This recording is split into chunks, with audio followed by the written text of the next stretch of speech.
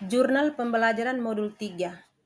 Topik Filosofi Pendidikan dan Pendidikan Nilai. Subtopik Kode Etik Guru.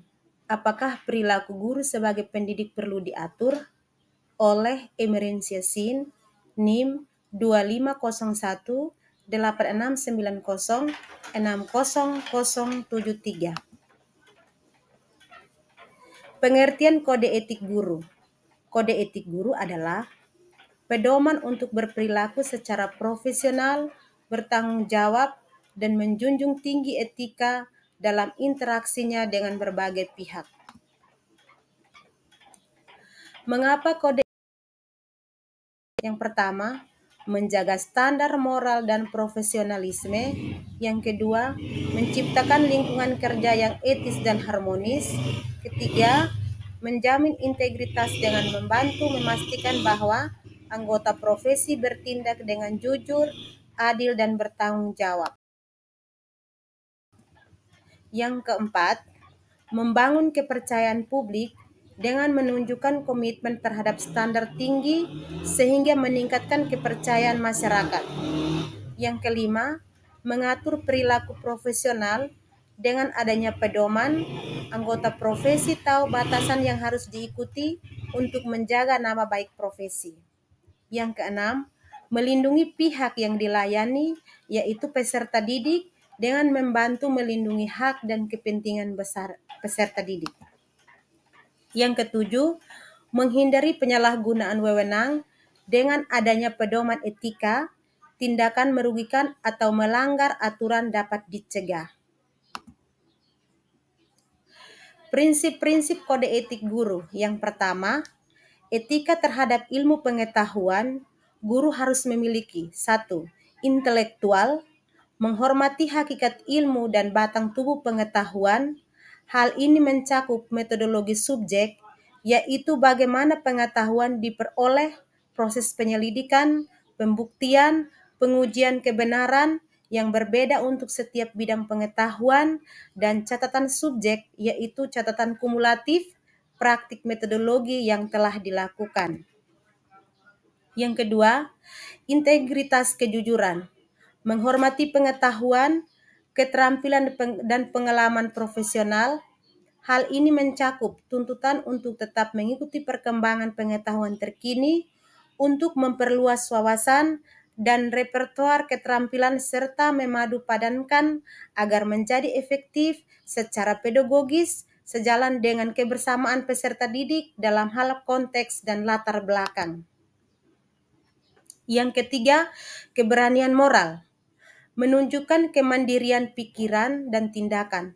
Hal ini mencakup kesediaan untuk mengajarkan materi pelajaran atau menggunakan metode yang tidak populer atau secara resmi tidak disukai jika secara integritas intelektual dan atau integritas kejujuran sangat dibutuhkan. Kode etik yang kedua, etika terhadap peserta didik. Guru harus memiliki. Yang pertama, mendahulukan kepentingan orang lain, membedakan dan menghormati kepentingan orang yang diajar.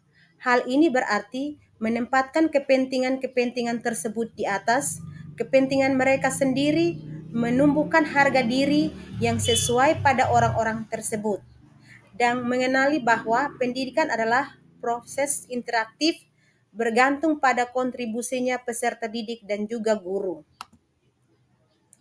Yang kedua, tidak berpihak, mengakui saling ketergantungan sosial. Hal ini berarti menghindari dan mencegah eksploitasi terhadap satu individu atau kelompok. Yang ketiga, memiliki wawasan kemanusiaan, menghormati keluarga dan keadaan sosial orang yang diajar. Hal ini melibatkan kepekaan terhadap keberagaman pengaruh dan menghindari stereotip serta berusaha untuk memastikan kesetaraan kesempatan pendidik. Yang keempat, memikul tanggung jawab pengaruh, melaksanakan dan menerima tanggung jawab atas pengaruh yang mungkin bersifat jangka panjang. Hal ini berarti menyadari bahwa pengalaman di kelas akan membekas dalam ingatan anak-anak sehingga guru perlu berhati-hati untuk meninggalkan jejak positif dalam kehidupan anak yang diajar. Prinsip kode etik guru yang ketiga, etika terhadap profesi guru harus memiliki yang pertama, kerendahan hati, menyadari kekurangan diri sendiri, termasuk bersedia mengakui bahwa seseorang mungkin salah dalam kaitannya dengan pengetahuan dan perilaku. Yang kedua, kolegialitas, menghormati dan bekerja sama dengan rekan kerja profesional. Hal ini mencakup mendengarkan dan belajar dari orang lain, serta menyadari bahwa setiap disiplin memiliki kesamaan dan perbedaan menerima tugas untuk bekerja sama demi kepentingan mereka yang diajar. Yang ketiga, kemitraan. Mengakui dan menerima kontribusi mereka yang diajar dan rekan dalam mengajar. Hal ini mencakup mempertimbangkan dan memanfaatkan sejauh mungkin bakat dan keahlian mereka yang diajar, serta situasi sosial dan keluarga mereka.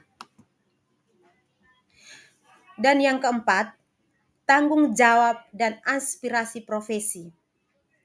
Bersedia mengedepankan nilai-nilai profesional, keahlian dan minat dengan cara memberikan tanggapan secara terbuka mengenai kebijaksanaan pendidikan. Hal ini berarti berbicara dan menulis secara terbuka tentang dampak kebijakan publik untuk praktik pendidikan. Terima kasih.